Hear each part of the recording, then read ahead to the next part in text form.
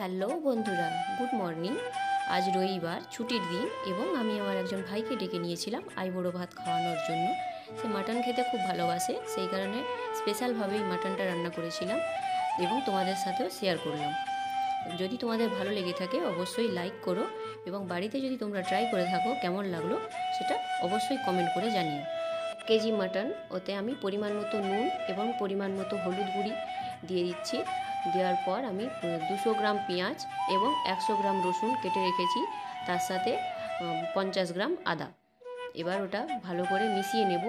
মিশিয়ে নেওয়ার পর আমি পেঁয়াজ এবং রসুনটা মিশিয়ে নেওয়ার পর আমি ভালো করে মাখিয়ে নেব।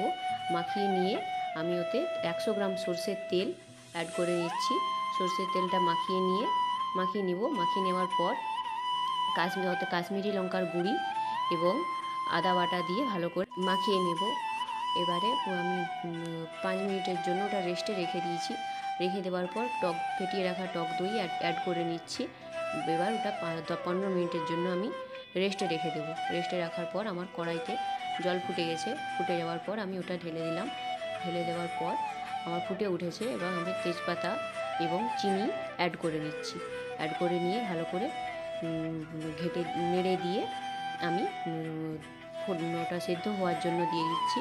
আমার এখানে এখন মশলা কষানো হয়ে গেছে এবং তেল ছাড়া ছাড়া ভাব চলে এসছে, দেখতেই পাচ্ছ তোমরা। এবং আমি ওতে জল দিয়ে দিচ্ছি। জল দেওয়ার পর ভালো করে ফুটে উঠলেই ওটা আমি ধনেপাতা দিয়ে নামিয়ে নেব। ধনেপাতা দিয়ে নামিয়ে নিচ্ছি এবং দেখতেই পাচ্ছ আমার ভাই কেমন আনন্দের সহকারে খেতে বসেছে। থ্যাংক ইউ বন্ধুরা।